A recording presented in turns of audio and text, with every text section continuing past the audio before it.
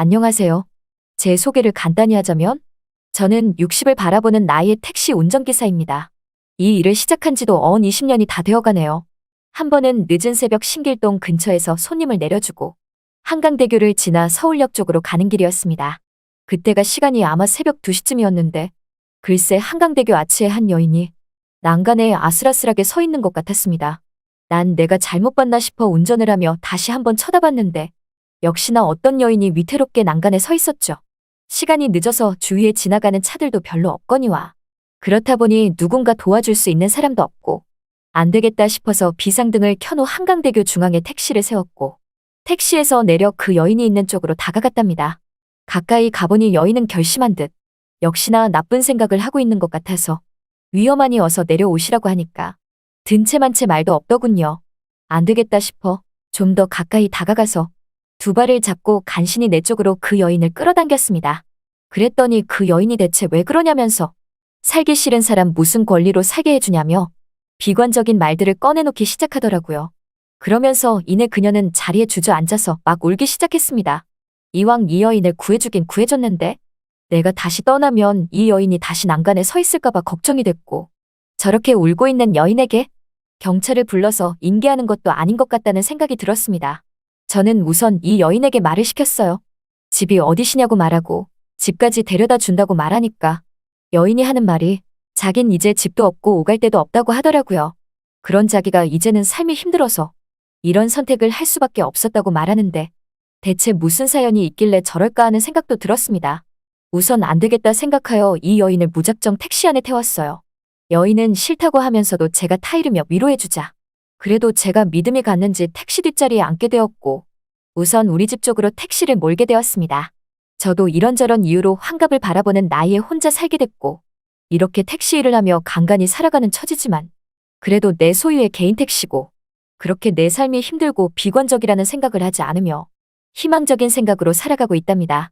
택시가 집 앞에 다다르고 운전석에서 내려 차 뒷문을 연 뒤 그 여인에게 집 안으로 들어오시라고 하니까 여인은 뻘쭘뻘쭘 하면서도 나이 많은 남자인 내가 그래도 믿음직스러워 보였는지 이는 우리 집 안으로 들어왔답니다.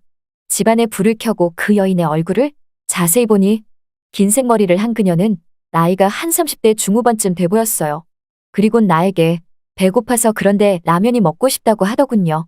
좀 전까지 죽을 것 같이 굴더니 이제는 배고프다고 하는 모습이 의아했지만 어쨌든 이젠 다시 그런 나쁜 생각 안 하고 다시 살아갈 희망을 찾은 건지 라면을 찾는 모습에 저도 한시름 마음이 놓였습니다. 라면 있다고 하며 냄비에 물을 올리고 라면을 끓일 준비를 하니 이 여인은 그제서야 우리 집안에서 걸음을 천천히 옮겨가며 두리번 집안을 둘러보더라고요. 시선은 집안 구석구석을 향하면서 나에게 하는 말이 아저씨 이 집에서 혼자 사시냐고 하길래 그렇다고 하니까 자기가 잘하는 게 뭔지 아냐고 묻더라고요. 난 잘 모르겠다고 하니까 빨래며 청소며 음식이라고 말하며 사실 자긴 며칠 전까지만 해도 가정부로 일을 했었다고 하길래 난 그녀에게 가정부로 일하기엔 아직 많이 젊어 보인다고 말하니 입주가정부로 일을 시작한 지가 벌써 20년째라고 하더군요. 난 그래서 나이가 어떻게 되길래 그렇게 오랜 세월을 입주가정부로 들어가서 일을 했냐고 하니까 어려서부터 홀로 계신 부친에게 자라졌는데 부친은 툭하면 술 먹고 노름을 하기 일쑤였고 급기야 노름빚에 허덕이며 자기를 18살 나이에 중퇴시키고 입주가정부로 보냈다고 했답니다. 그때는 어려서 그게 그렇게 힘든 줄 몰랐는데 입주가정부로 하루하루를 보내니 어느덧 손에 물집이 다 잡힐 정도로 힘든 집안일에 집주인들의 텃세에 하루하루가 지옥과도 같았다고 그러더군요. 그런 생활을 하면서 이 집 저 집 5번을 옮기며 살아온 게 20년 세월이고 아무리 오랜 시간 일을 해도 자기에게 돌아오는 건 없고 오로지 20년 세월을 부친의 노름빚을 갚는 게 다였다고 했답니다. 그러던 어느 날 입주가정부 생활을 끝내게 되었고 부친의 노름빚도 청산하게 되었지만 막상 가정부 생활이 끝이라고 한들 이 나이 이때껏 가정부 생활만 하던 자기가 할 수 있는 건 없었다고 하더군요. 사회에 적응해 나가는 것 또한 왠지 모르게 너무나 힘들고 벅찼다고 하네요. 그러던 중 한 곳에 면접을 보러 갔는데 그곳에서 바보처럼 그나마 버는 돈 사기까지 당했다면서 그 뒤로 모든 걸 포기하고 그냥 죽고 싶은 마음뿐이었지만 마지막 희망을 갖고 다른 곳에 또 면접을 보러 갔는데 처음과 다르게 분위기가 이상한 것 같아서 그냥 나오려고 그랬지만 이미 때는 늦었다고 했답니다. 그렇게 이런저런 일을 순식간에 모두 겪고 나니 모든 걸 끝내고 싶어졌고 살기 싫다는 생각까지 들었다고 말하니까 왠지 모든 게 안쓰럽게 느껴졌습니다. 그리곤 이어서 하는 말이 자기는 꿈이 있었으면 좋겠지만 자기가 원하는 꿈이 당최 뭔지 모르겠다며 나이 38살에 할 수 있는 건 집안일 뿐이고 그때 라면이 다 완성된 것 같더군요. 배고프니까 우선 자리에 앉아서 라면부터 먹으라고 말하니 배고팠는지 라면을 아주 호로록 잘도 먹더군요. 내가 이 여인을 왠지 모르게 도와주고 싶다는 생각을 했지만 막상 어떤 방법으로 도와야 하는지 도울 길이 없었습니다. 뭘 어떻게 어디서부터 도와야 하는지 갈피를 잡을 수 없었죠. 그때 그녀가 라면을 먹으며 젓가락으로 김치를 집는 그 순간 자연스럽게 나에게 먼저 말을 꺼냈습니다. 당분간 아저씨네 집에서 청소며 빨래며 음식을 하면서 지낼 수 있냐고 하더라고요. 그래서 난 지내도 되는데 굳이 집안일을 안 해도 된다고 하니까 아니라면서 어떻게 공짜로 지내냐며 이 나이 이때껏 자기가 잘할 수 있는 건 오로지 집안일 해주는 거였다면서 걱정 말라며 아저씨는 택시일 열심히 하시고 자기는 집에서 당분간 집안일을 해주며 지내겠다고 해서 어떻게 하다 보니 우리는 그렇게 한 집에서 같이 지내게 되었답니다. 그렇게 얼렁뚱땅 하루가 흘러가고 다음날 아침이 찾아왔는데 이른 아침부터 보글보글 찌개 끓는 소리가 들리더군요. 그래서 나가보니 대바람부터 일어났는지 식탁에 한상 차려놨더라고요.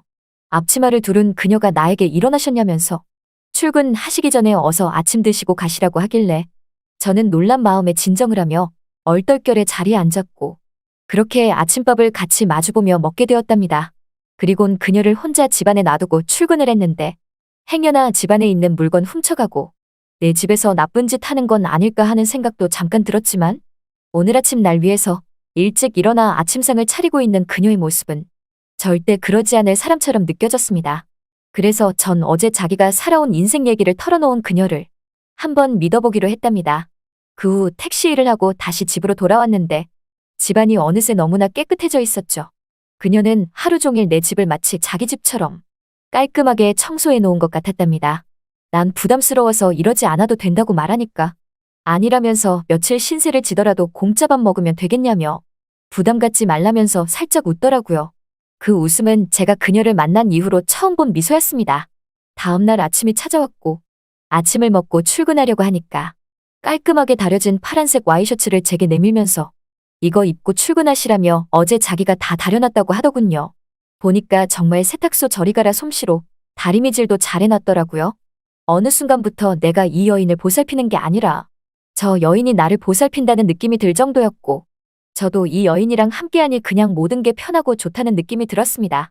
그리고 이런 말하기도 그렇고 이런 생각도 가지면 안 된다는 걸 알지만 어느새 내 눈에 이 여인과 계속 함께해도 괜찮겠다는 생각이 들었으며 혼자 사는 내가 환갑을 바라보는 이 나이에 38살의 그녀를 새 아내로 드리고 싶다는 생각마저 갖게 되었답니다. 저는 퇴근 후 꽃다발을 사와서 그녀의 품에 안겨다 주니 그녀는 꽃향기를 맡으며 너무나 예쁘다면서 집안 화병에 꽂으면 딱 알맞겠다며 싱글벙글이더군요. 그러면서 나에게 오늘 힘들지 않았냐며 자연스럽게 이런저런 말을 걸었고 그렇게 자연스레 일상적인 이야기를 주고받으며 저녁상을 봐주는데 영락없이 같이 사는 마누라 같은 느낌이었습니다. 그날 저녁은 처음으로 같이 술도 마시게 되었는데 밥을 먹으며 반주로 소주를 마시게 되었고 저는 알딸딸하게 잠깐 취기가 올랐습니다. 그러면 안 되지만 저도 모르게 그녀의 두 손을 잡고서 이렇게 지금처럼 오래오래 함께 살아가자며 부담을 주고마니 그녀는 고개를 돌리며 왜 그러시냐고 하더라고요. 그래서 전 그녀에게 내가 좋아서 이 집 머무르고 있는 거 아니냐고 말하니까 그녀가 나에게 하는 말이 고개를 끄덕이며 그렇다고 했답니다. 그 뒤에 눈을 뜨고 일어나 보니 이상하게 그녀가 안 보입니다. 부엌에서 아침을 차리고 있나 생각하여 부엌 쪽으로 가보니 역시나 그녀는 없었습니다. 불안한 생각에 집안 곳곳을 살펴봐도 그녀는 보이지 않았고 그때 주방 식탁 위에 쪽지 하나가 보이더군요.